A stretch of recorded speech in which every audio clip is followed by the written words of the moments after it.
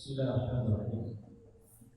Assalamualaikum warahmatullahi wabarakatuh.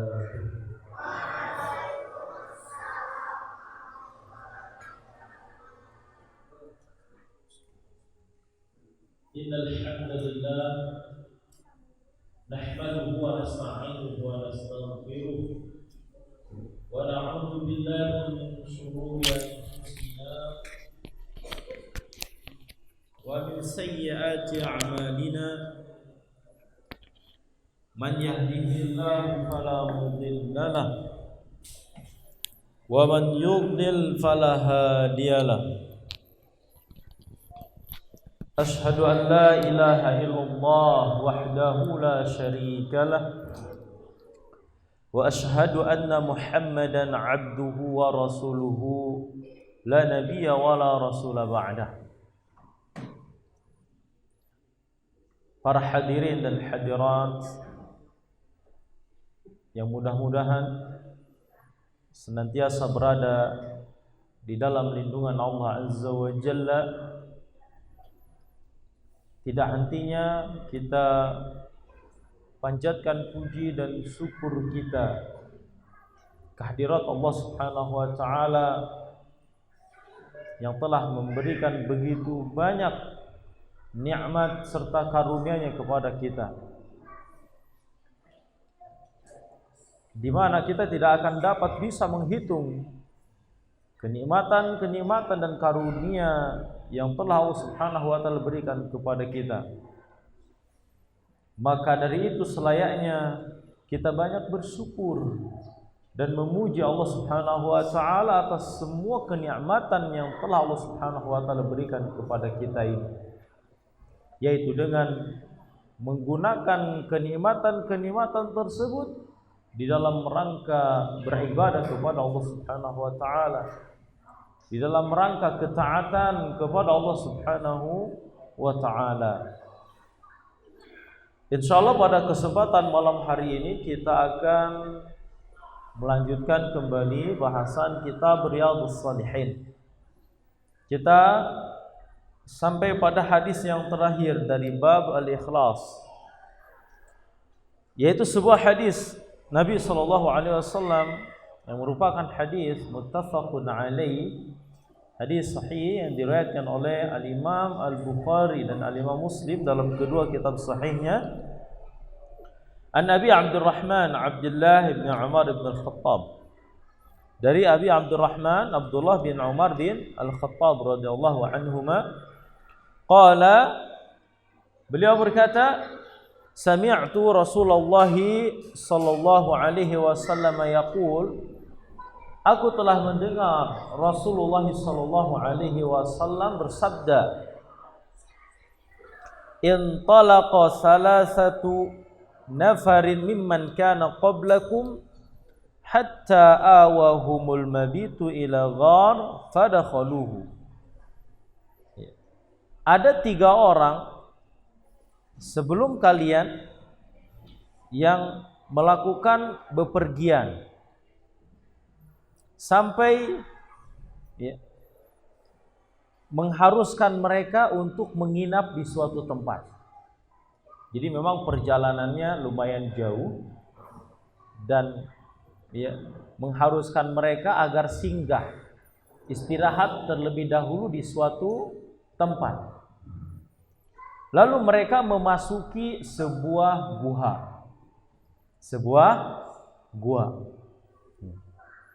Fanhadarat sakhratun minal jabali fasadda alaihim al-ghar. Lalu tatkala mereka sudah masuk ke dalam gua, tiba-tiba ada sebuah batu yang besar yang jatuh dari atas gunung, lalu menutup gua tersebut.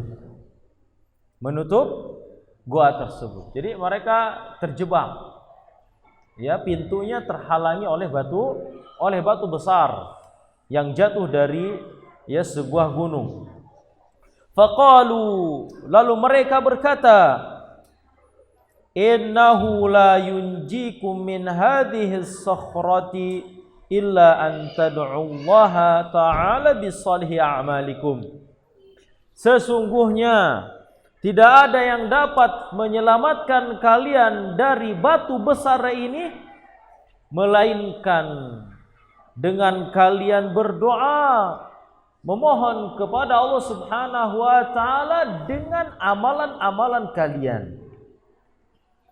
Inilah sifat orang yang beriman. Ketika dalam keadaan kesulitan, dalam keadaan mara bahaya, ya langsung yang ada di dalam benaknya adalah meminta pertolongan kepada Allah, bukan pada karuhun, ya, bukan pada lelembut. Aduh, ini tadi lupa nggak nyebut lelembut, nggak izin ke karuhun kita pas masuk sininya. Bukan. Ya, itu terjadi karena kehendak Allah Subhanahu wa taala, maka mintalah pertolongan kepada Allah Subhanahu wa taala. Ya, di daerah kita ada kebiasaan seperti itu. Kalau singgah di suatu tempat yang asing, entah itu ke kebun, ke gunung, ke sungai, minta izinnya ke karuhun, ke lembut. Salah. Ya, minta perlindungannya salah. Harusnya kepada siapa? Kepada Allah Subhanahu wa taala. Lalu ya semua ya mengatakan tidak ada yang bisa menyelamatkan kita dari batu besar ini, karena dengan keberadaan batu tersebut ini tentunya akan mengakibatkan kebinasaan. Mereka tidak bisa keluar, tidak bisa mencari minum, mencari makan, tidak bisa bertahan hidup di dalam gua. Ya, melainkan caranya yaitu dengan cara berdoa, meminta pertolongan kepada Allah Subhanahu wa taala. Bagaimanakah bentuk doa yang mereka lakukan? Yaitu dengan cara berdoa kepada Allah Subhanahu wa taala yang diiringi dengan tawassul. Tawassulnya bagaimana? Tawassul dengan amal soleh. Ya, insya Allah nanti kita akan perinci nih, ya, tentang macam-macam tawassul. Ya, jenis-jenis tawasul yang dibolehkan dan disyariatkan ya oleh syariat Islam. Di sini salah satu jenis tawasul yaitu tawasul dengan amal soleh. Tawasul itu maknanya yaitu kita menjadikan sesuatu jalan agar ya apa yang kita inginkan lebih dapat tercapai. Ya, menjadikan sesuatu jalan untuk apa yang kita tuju. Di sini ya mereka memiliki tujuan minta pertolongan kepada Allah Subhanahu wa taala sebagai bentuk permohonan yang sangat yang mereka inginkan agar dikabulkan oleh Allah Subhanahu wa taala. Mereka bertawassul dengan amalan-amalan soleh yang telah mereka lakukan. Caranya yaitu tatkala berdoa, ya, ini cara tawasul dengan amal soleh, ya, yaitu dengan memohon kepada Allah lalu diiringi dengan penyebutan amalan soleh yang telah dia lakukan secara ikhlas. Setelah itu dia sebutkan keinginannya apa. Dia sebutkan keinginannya apa. Ya, nanti kita sebutkan nih, ya, bagaimana mereka bertawasul. Qala rajulun minhum, berkata salah seorang di antara mereka dari 3 orang ini berdoa ya dengan tawasul ya dengan amal solehnya. Allahumma kana li abawan shaykhani kabiran wa kuntu la ughbiqu qablahuma ahlan wala malan fana abi talabu syajari yawman falam urih alaihima hatta nama fahalabtu lahuma ghabuqahuma fawajadtuhuma naimaini.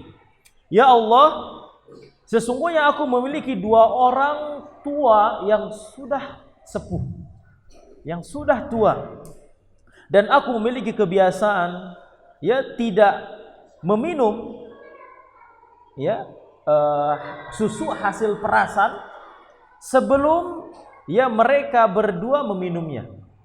Ya, begitupun aku tidak memberikan minum kepada keluargaku atau ya hartaku berupa binatang ternak dan yang lainnya ya dari hasil perasan itu ya sebelum kedua orang tuaku.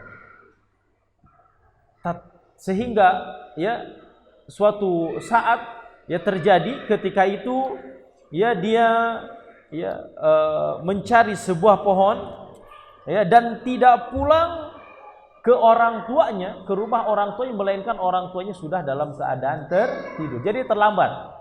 Jadi kebiasaannya suka membawa susu perasan ya untuk kedua orang tuanya agar diminum. Tapi suatu hari ya dia terlambat. Ya, pas pulang kedua orang tuanya sudah tertidur. Ya. Fakarihtu an ukhidhahuma wa an adbigha qablahuma ahlan wa malan.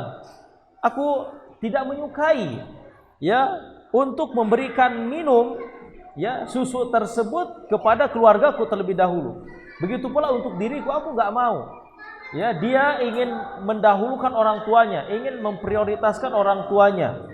Falabistu wal qadahu ala yadi antadhiru istiqadhahuma hatta barqal fajru was-sibyatu yatadaghawna 'inda qadami fastayqadha fashariba ghabuqahuma.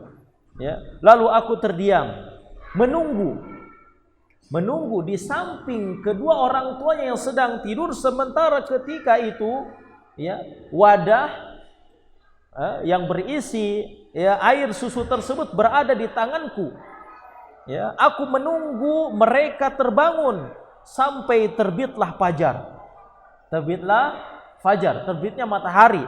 Sementara ketika itu anak-anaknya ada di kakinya ingin minum, tidak diberikan.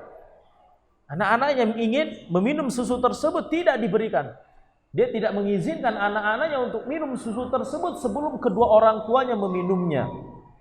Sampai akhirnya kedua orang tuanya terbangun, ya, karena sudah terbit fajar, dan akhirnya mereka berdua meminum susu tersebut. Ya. Lalu dia mengatakan, Allahumma in kuntu fa'altu dzalika ibtigha'a wajhika fafarrij 'anna ma nahnu fihi min hadhihi as-sakhrah. Ya Allah, ya, andai saja apa yang telah aku lakukan itu adalah semata-mata mengharapkan wajahmu, maksudnya ikhlas, ya, mengharapkan wajah Allah, maksudnya mengharapkan agar melihat wajah Allah nanti di akhirat, ya, itu kan artinya ikhlas, ya, artinya ikhlas, ya. Maka ya berilah kami solusi, berilah kami jalan keluar dari apa yang sudah kami alami ini, yaitu tertutup batu besar di dalam sebuah guha. Fanfajarat syai'an la yastati'una al-khuruj minhu. Lalu ternyata batu itu terbuka, tapi sedikit bukanya, dan mereka masih tetap tidak bisa keluar. Ya, tidak bisa keluar. Ya, tapi ada hasilnya dari doa yang dia panjatkan, ya, batunya bergeser sedikit. Artinya doanya diijabah oleh Allah Subhanahu wa taala. Ya. Di sini sebabnya apa? Pertama, yaitu karena doa yang dia panjatkan, yang di dalam doa tersebut ada tawassul dengan amal soleh yang sudah dia lakukan, berupa apa? Birrul walidain, berbakti kepada kedua orang tua, di mana dia selalu memprioritaskan, mendahulukan kebutuhan kedua orang tuanya daripada kebutuhan dirinya pribadi, bahkan termasuk keluarganya, istri dan anaknya. Maka dari itu hadis ini dalil bahwa seorang anak laki-laki itu kewajiban pertama, ya, bagi dirinya di dalam hal menafkahi, berbakti, yaitu kedua orang tuanya, bukan istri dan bukan pula anak. Maka dari itu hendaknya kita senantiasa memprioritaskan kedua orang tua di dalam pemenuhan kebutuhannya. Jangan sampai kita senang sendiri sementara orang tua kita kesulitan, tidak tahu makan apa, tidak tahu memakai pakaian bagaimana, ya, tidak tahu keadaan rumahnya apakah bocor, ada WC-nya mampet, ya, bagaimana. Nggak boleh seperti itu. Sementara kita merawat rumah kita, sekian bulan sekali dicat, rumah orang tua kita catnya sudah pudar, dibiarkan. Kita makan enak, orang tua kita nggak tahu, hanya makan ikan asin saja. Jangan sampai seperti itu. Ya, ini dalilnya. Lihat, buah dari bakti kepada kedua orang tua, ya, yang dilakukan secara ikhlas karena mengharapkan wajah Allah Subhanahu wa taala, Allah berikan dia solusi dari masalah yang sedang dihadapinya. Ya lumayan lah, walaupun terbuka sedikit. Kenapa kok terbukanya sedikit? Kenapa tidak sekaligus? Ini adalah kehendak Allah. Sebenarnya bisa saja Allah Subhanahu wa taala dengan sebab doa satu orang ini, dengan tawasul dengan amal soleh, berbakti kepada kedua orang tuanya, membuka langsung semuanya, bisa saja. Tetapi Allah berkehendak ketika itu agar semua yang ada di dalam gua itu melakukan doa dan tawasul, sehingga semuanya memperoleh pahala berdoa dan bertawasul, sehingga semuanya ya memiliki ketergantungan kepada Allah Subhanahu wa taala sebagai pembuktian iman mereka kepada Allah Subhanahu wa taala. Ya, jadi bukan berarti Allah pelit, bukannya hanya sedikit saja, bukan. Ya, bukan seperti itu. Qala al-akhar, lalu berkata ya seorang yang lainnya, laki-laki yang kedua, Allahumma innahu kanat li ibnatu ammi kanat ahabban nasi ilayya. Ya Allah, sesungguhnya aku memiliki putri pamanku, ya, atau ada putri pamanku, apa ini, sepupu ya? Ya, sepupu. Ada sepupu perempuan, ya, anak paman, anak uwa, anak amang, ya, sepupu. Ya, dia adalah seorang wanita yang sangat aku cintai. Ya, seorang wanita yang paling aku cintai, aku senangi. Ya, entah mungkin cantik atau yang lainnya. Ya, yang pasti dia mencintai anak pamannya, saudara sepupunya. Di sini sebelumnya kami sampaikan, ketahuilah, anak paman, anak uwa, anak mamang, sepupu, ya, di dalam hukum syar'i hukumnya adalah ghairu mahram. Ghairu mahram itu artinya halal untuk dinikahi, tidak haram. Ghairu mahram itu artinya tidak haram. Tidak haram artinya halal untuk dinikahi. Boleh, ya, menikahi anak paman, anak bibi, boleh. Secara hukum syar'i boleh. Ya, seperti itu. Makanya ya nanti hendaknya kita perhatikan nih di dalam pergaulan sehari-hari. Ya, sayangnya di kita tidak memahami itu kebanyakan orang. Ya, jadi mentang-mentang ini kan anak paman jadi bebas saja. Ya, berdua-duaan, ya, bersentuh-sentuhan, membuka pakaian dengan pakaian yang terbuka. Ya kan? Gak boleh seperti itu. Ya, ada di sana aturan-aturan syar'i harus diperhatikan. Di antaranya tidak boleh membuka aurat. Perempuan ketika di sana ada saudara sepupunya gak boleh buka aurat, dia harus menjaga aurat, jangan sampai terbuka. Ya, kemudian tidak boleh bonceng-boncengan berduaan, pergi pakai motor jauh-jauhan ke sana, gak boleh. Ya, seperti itu dan seterusnya. Karena itu ghair mahram, bukan mahram halal untuk dinikahi. Dan ini ya orang yang kedua ini dia mencintai anak pamannya. Ya. Kemudian dia mengatakan di dalam sebuah riwayat disebutkan kuntu uhibbuha ka ashadd ma yuhibbur rijal an-nisa. Aku mencintainya ya dengan kecintaan yang begitu sangat sebagaimana kecintaan laki-laki pada umumnya kepada seorang wanita. Fa aradtuha ala nafsiha famtana'at minni. Ya. Aku menginginkan dirinya, tapi dia menolak, kata. Di sini mohon maaf ya, kita godul basor. Sebelumnya dia menginginkan wanita ini untuk agar berhubungan dengan dia, diajak untuk melakukan perbuatan fahisyah, perbuatan zina, tapi enggak mau perempuan ini. Hatta alamat biha sanatun minas sinin faja'atni fa'ataitu 20 wa 100 dinar ala an tukhalli baini wa baina nafsiha fafa'alat. Sampai ya setelah berlalu ya 1 tahun, ya tahun berikutnya ya dia datang kepadaku dan ya, si wanita ini datang dalam keadaan terdesak, membutuhkan uang. Lalu meminta kepada laki-laki tadi agar diberikan uang. Ya, dan laki-laki ini memberikan uang apa yang diinginkan oleh wanita tadi, kan terdesak, dia butuh duit. Ya, tapi dengan imbalan dia harus mau melayaninya. Melayani laki-laki tadi maksudnya untuk melakukan perbuatan zina. Di sini satu pelajaran terlebih dahulu. Seorang perempuan, ya, ini kisah ini secara artinya hukum tidak boleh dilakukan. Seorang perempuan walaupun dalam keadaan terdesak bagaimanapun tidak boleh menjual harga dirinya untuk mendapatkan materi agar keluar dari masalah yang dia alami. Tidak boleh. Ya, hal yang tidak benar, ya, dan berdosa secara hukum, haram, ya, seseorang yang terdesak lalu menjual dirinya untuk mendapatkan materi, ya, yang dia inginkan. Alasan seperti itu tidak dibenarkan untuk lantas dia menjadi seorang pelacur. Gak boleh. Ya, jadi ini gak boleh sebenarnya secara hukum syar'i. Tapi itulah yang terjadi ketika itu, ya. Dan dia mau. Hatta idza qadartu 'alaiha wa fi riwayatin falamma qa'atu baina rijliha, sampai aku dalam posisi mampu untuk melakukan perbuatan tersebut.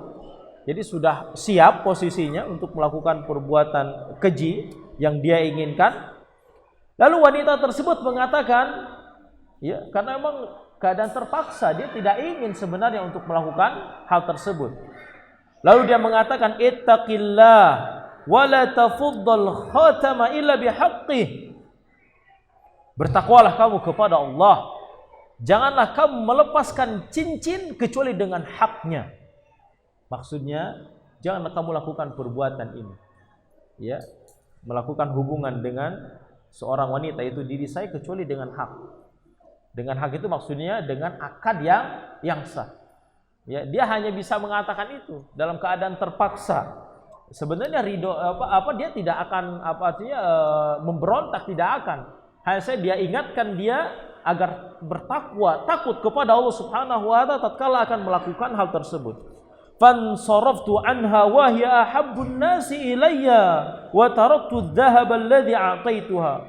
Ternyata ucapan si wanita tadi begitu sangat berpengaruh pada diri laki-laki tadi. Dia ketakutan.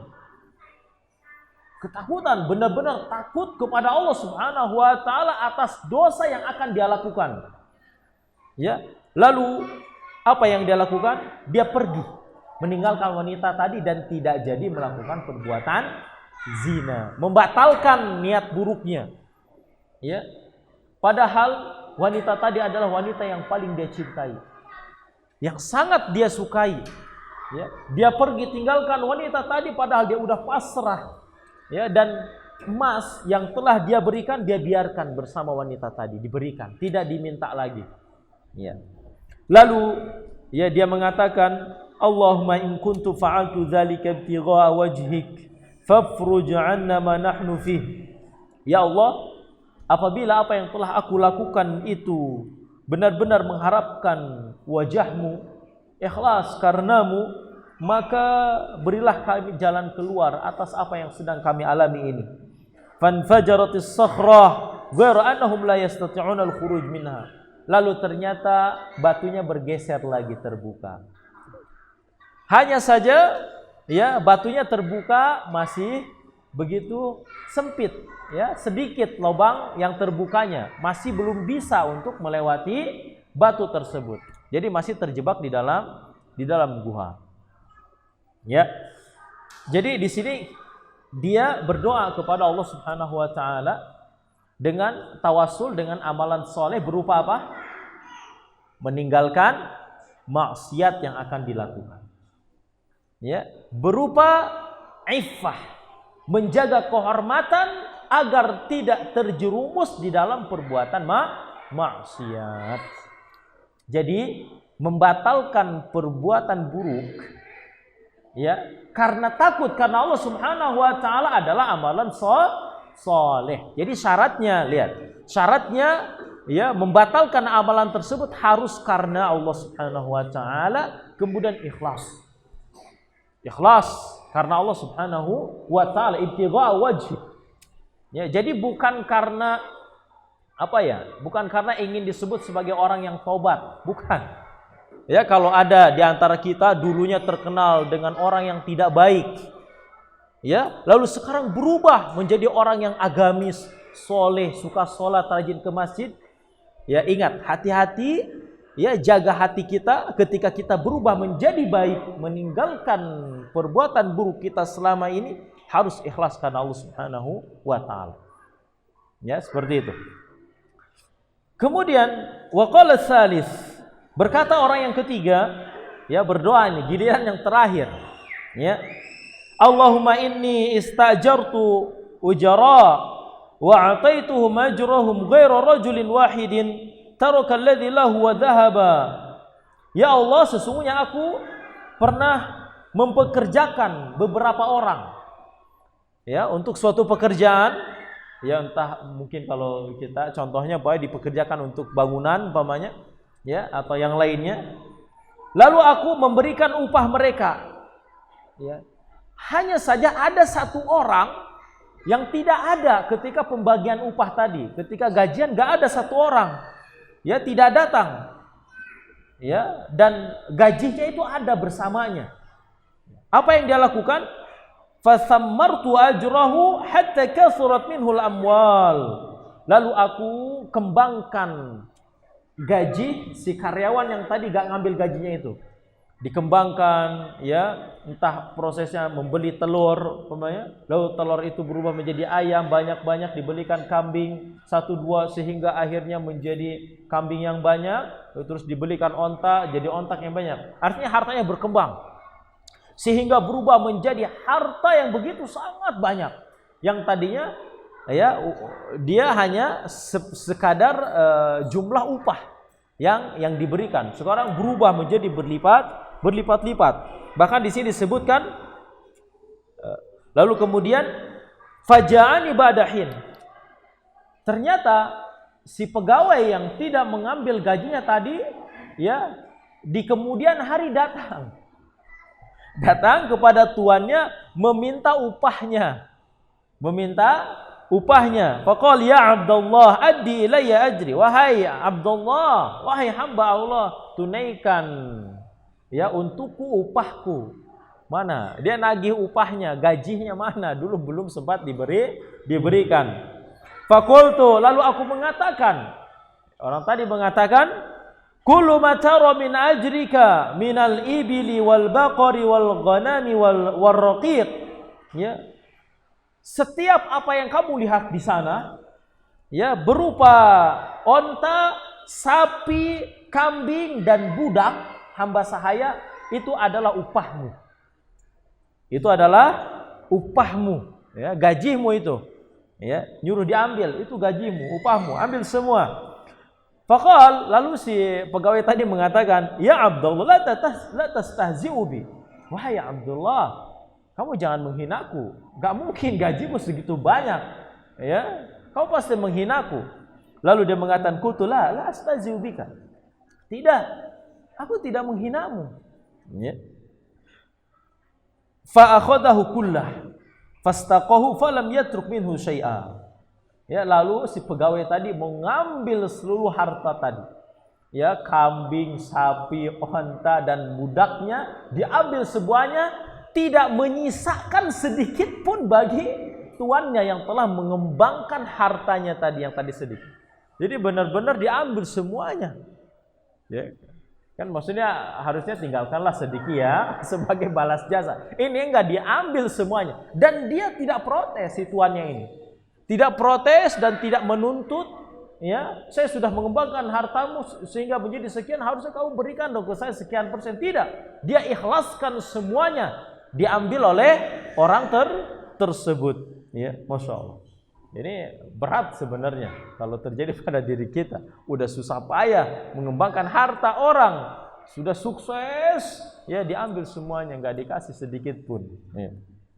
Kemudian dia mengatakan, Allahumma in kuntu fa'altu dzalika ibtigha wajhik fafruj 'anna ma nahnu fih. Ya Allah, andai saja apa yang telah aku lakukan itu benar-benar mengharapkan wajah-Mu, ikhlas karenamu, maka berilah jalan keluar kepada kami atas apa yang telah kami alami ini.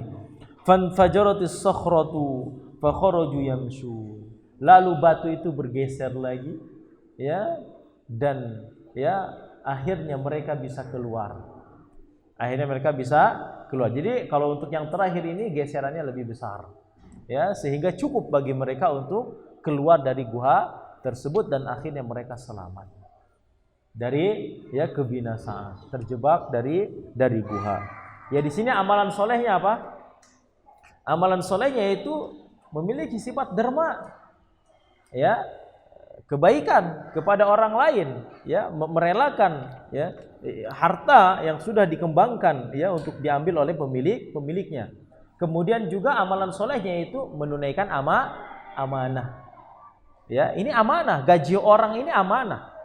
Ya, dia walaupun belum sempat ambil gajinya, ditahan pada dirinya, dikembangkan, dia bisa saja sebenarnya ketika laki-laki tadi pulang meminta kembali gajinya, ini upahmu cuman umpamanya 500.000, kan dulu 500.000 gajinya. Ya, bisa saja dia menyembunyikan apa yang telah dia lakukan berupa pengembangan harta tersebut.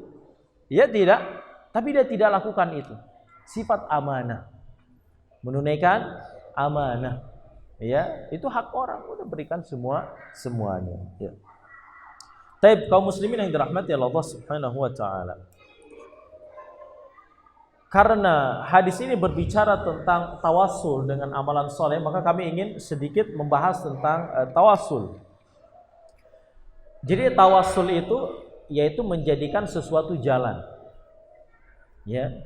Seseorang ingin dekat kepada Allah Subhanahu wa taala bisa bertawassul. Tawassulnya itu dengan cara banyak beramal soleh. Ya, di mana amalan soleh itu akan mengantarkan dia dekat kepada Allah Subhanahu wa taala. Seseorang ingin agar doanya dikabulkan oleh Allah Subhanahu wa taala, lebih diijabah oleh Allah Subhanahu wa taala. Boleh. Dia menjadikan sesuatu jalan sebagai penekanan atas doa yang dia panjatkan agar lebih dikabulkan oleh Allah Subhanahu wa taala, boleh. Ya. Tawassul di dalam berdoa yang syar'i, yang dibolehkan secara syariat ada 3 macam. Yang pertama adalah at-tawassul bil amalis sholih, tawassul dengan amalan soleh. Dalilnya adalah hadis yang baru saja kita jelaskan. Caranya seperti yang ada di dalam hadis yang baru saja kita jelaskan. Jadi kita memohon kepada Allah, ya Allah, saya telah melakukan perbuatan ini semata-mata karenamu, ikhlas karenamu ya Allah. Dan sekarang saya dalam keadaan seperti ini, maka tolonglah ya Allah. Ya, berikan saya solusi, berikan jalan keluar. Ya seperti itu. Ya, umpamanya, ya Allah, saya dahulu ya pernah menolong orang yang sedang kesulitan di dalam kehidupannya. Ya, dia adalah orang terlantar, membawa 3 orang anak. Ya, lalu saya ambil anaknya, saya rawat semuanya sampai besar. Setelah besar saya kembalikan kepada orang tuanya agar berbakti kepada kedua orang tuanya. Saya lakukan itu ikhlas karenamu ya Allah. Ini boleh. Dan sekarang saya memohon pertolongan kepadamu agar saya dimudahkan untuk berangkat haji. Bisa. Ya, sangat bisa sekali. Dan amalan soleh tersebut ya harus dilakukan atas dasar keikhlasan.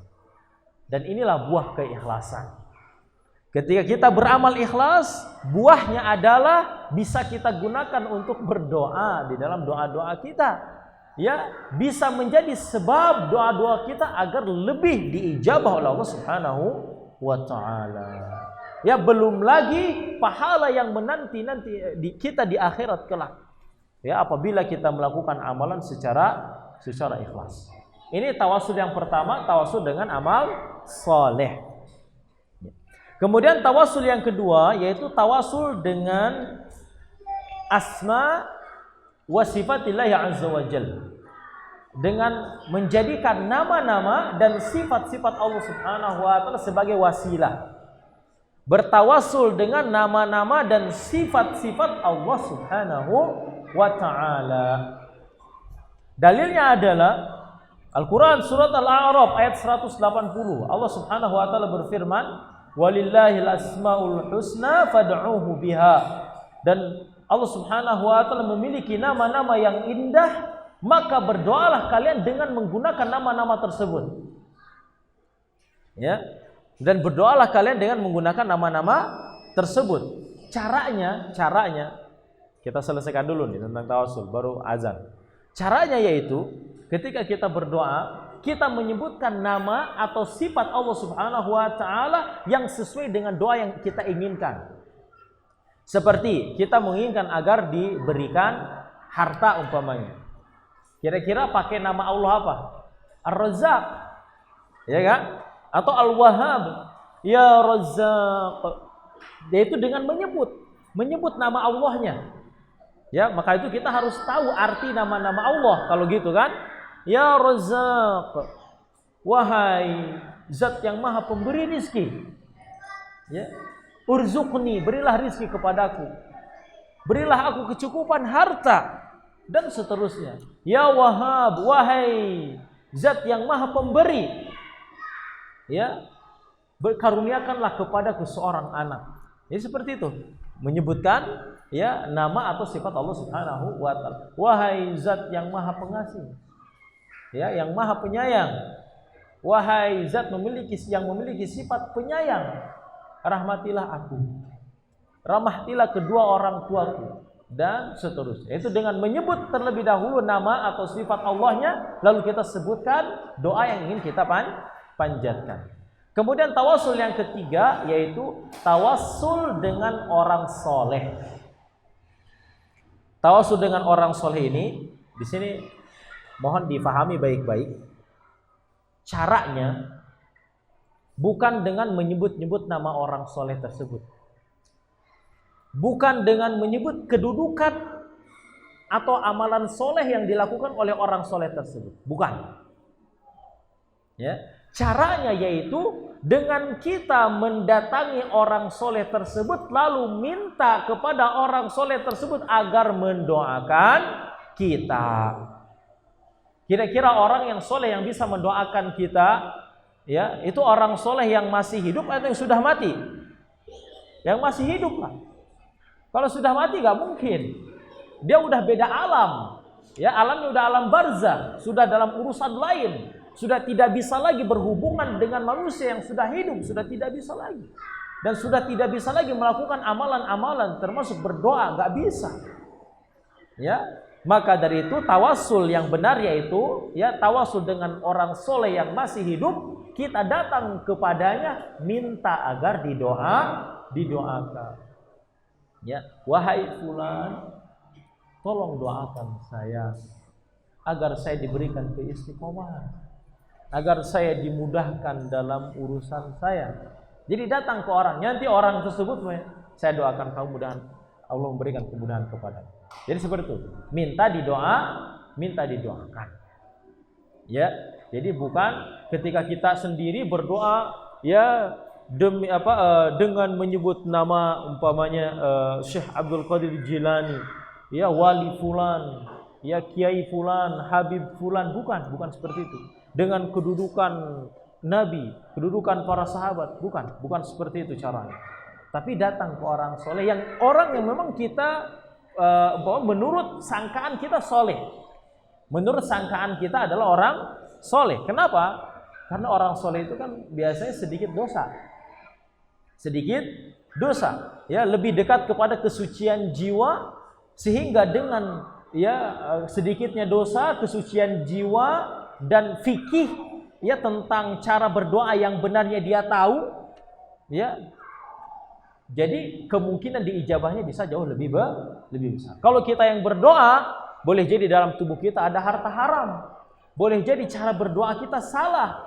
Ya, boleh jadi kita pernah melakukan suatu perbuatan yang menyebabkan doa kita susah untuk diijabah oleh Allah Subhanahu wa taala.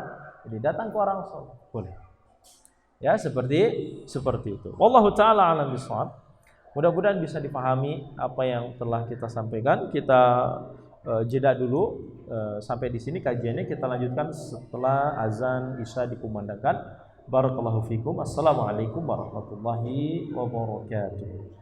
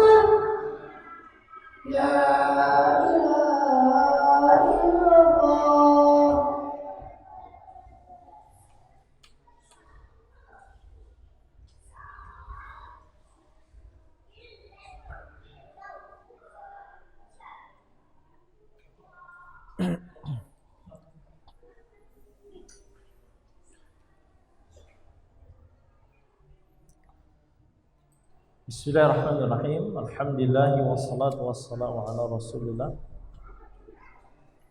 wa ala alihi wa ashabihi wa man tabi'ahum bi ihsanin ila yaumiddin, amma ba'du. Kaum muslimin yang dirahmati Allah Subhanahu wa taala, kita lanjutkan kembali kajian kita. Untuk sesi yang kedua ini kami persilakan untuk sesi tanya jawab. Ada yang masuk via ini tidak? Via WhatsApp? Oh ya, silakan. Ya. Waalaikumsalam warahmatullahi wabarakatuh.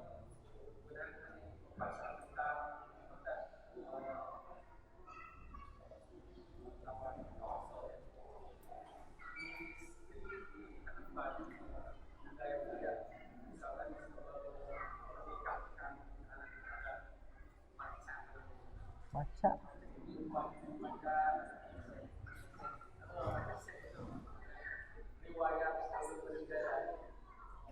Manakibnya.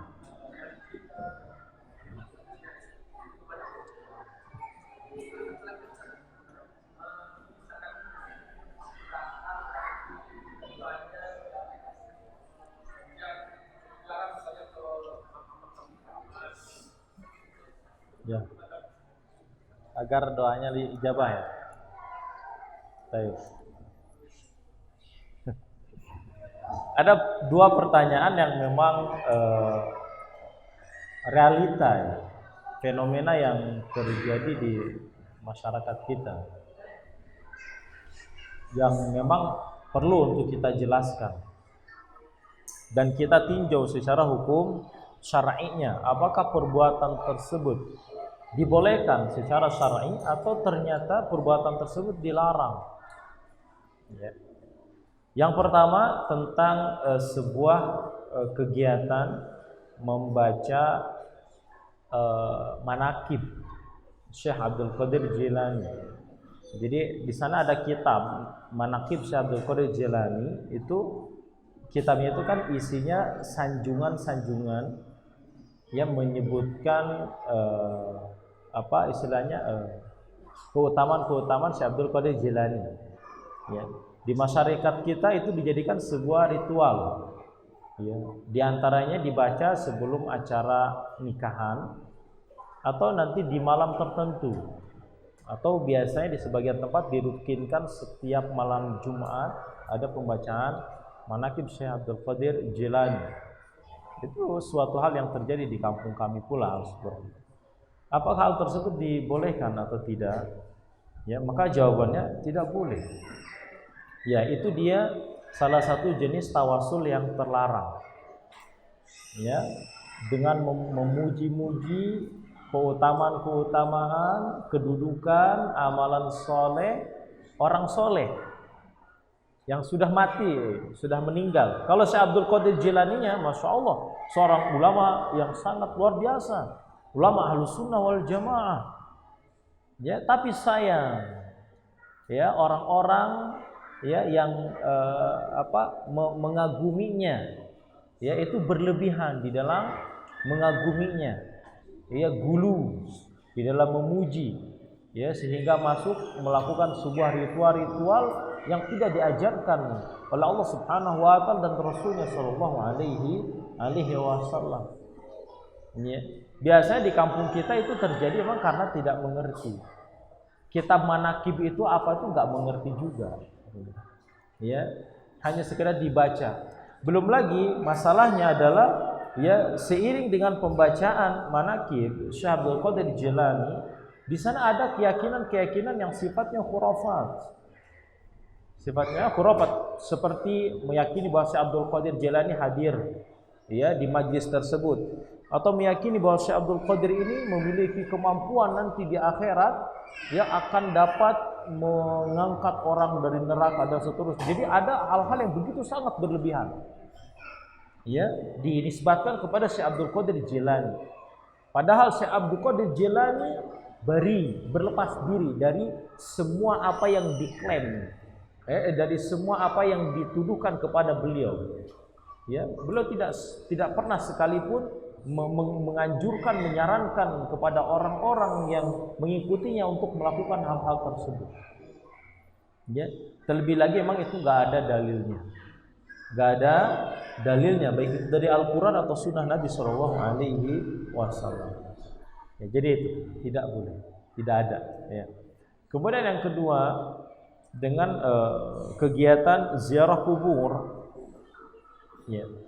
Sebagian orang ada yang ingin agar doanya dikabulkan oleh Allah Subhanahu wa taala dengan cara menziarahi kuburan wali atau kuburan orang soleh, lalu berdoa di sana dengan anggapan doa di sana lebih dikabulkan, lebih dapat dikabulkan oleh Allah Subhanahu wa taala karena di kuburan orang soleh lebih dekat dengan Allah. Ini juga termasuk salah satu jenis tawasul yang salah. Ya, jadi dia tawasulnya dengan memilih tempat berupa kuburan orang soleh, ya, agar doanya dikabulkan oleh Allah Subhanahu wa taala. Ini juga termasuk tawasul yang salah. Ya, bahkan tawasul jenis seperti ini sangat rentan dengan kesyirikan. Ya, sangat rentan dan dekat dengan kesyirikan. Kenapa? Ya, tidak sedikit. Tidak sedikit itu artinya apa? Banyak. Di antara orang-orang yang menziarahi kubur, ujung-ujungnya berdoanya memintanya kepada kuburan, kepada orang yang sudah mati tadi. Ya, wahai wali fulan, saya ada keinginan agar dapat jodoh, tolong bantu saya. Ya, saya ingin usaha saya lancar. ujung-ujungnya mintanya kepada kuburan. Doa itu adalah ibadah. Nabi SAW bersabda, ad-du'a huwal ibadah. Doa itu adalah ibadah. Yang namanya ibadah tidak boleh ditujukan kepada selain Allah Subhanahu wa taala. Jangankan orang soleh, wali, kepada nabi pun enggak boleh. Kepada malaikat pun tidak diperbolehkan. Ya, jadi kalau seperti itu syarat tidak dibenarkan. Tapi catatannya di sini mohon difahami, jangan salah paham. Bukan berarti kita menghalangi orang untuk berziarah kubur. Bukan. Ziarah kubur itu sunnah. Ya, Nabi SAW beliau pernah bersabda, "Kuntu nahaitukum an ziyaratil kubur fazuruha." Aku dahulu melarang kalian untuk berziarah kubur. Sekarang boleh, silakan berziarah, kata Nabi SAW. Ya, hanya saja lagi catatannya adalah berziarah kubur itu tidak usah memaksakan untuk bersafar jauh-jauh pergi ke Demak, ke Jawa, ke Banten. Ziarahi kuburan terdekat. Ya, karena fungsi dari ziarah kubur itu bukan agar doa lebih dikabulkan, untuk meminta ini, meminta itu, berkeyakinan bahwa kuburan tempat suci, doa bisa lebih dikabulkan. Bukan. Kita berziarah kubur tujuan yang pertama agar kita ingat kematian. Karena dengan melihat kuburan ini mengingatkan kita bahwa kita akan sama seperti itu, mati, dikubur.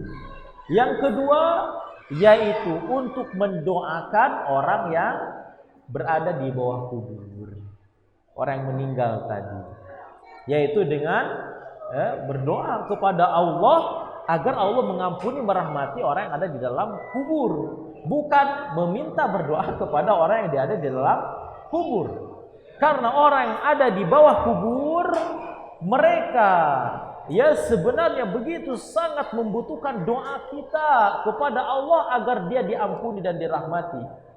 Ya, bukan malah dimintai tolong agar berdoa atau mengabulkan apa yang kita minta, bukan. Gak bisa. Orang yang di dalam kubur itu sudah tidak bisa lagi melakukan apa-apa. Ya, mereka sekarang sedang mempertanggungjawabkan setiap amalan yang dilakukannya di dunia ini. Mereka sedang berada di alam kubur, di alam barzakh. Kita tidak tahu apakah benar-benar dalam keadaan bahagia, senang, mendapatkan nikmat, ataukah boleh jadi sebaliknya sedang diazab oleh Allah Subhanahu wa taala. Ya. Jadi seperti itu. Ya, wallahu taala alam bissawab. Mudah-mudahan bisa dipahami. Ya. Terjawab pertanyaannya? Iya. Sudah ya, tidak ada lagi pertanyaan.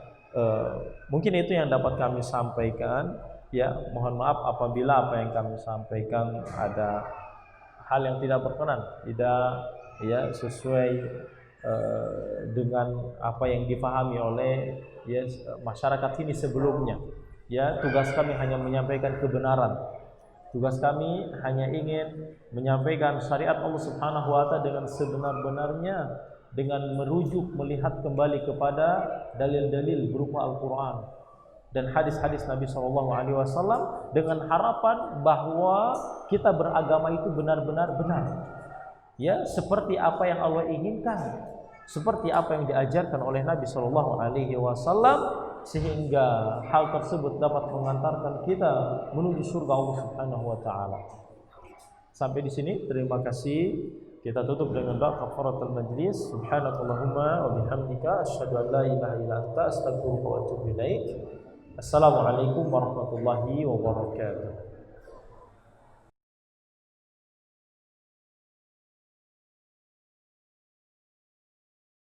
فإن مع العسر يسرا إن مع العسر يسرا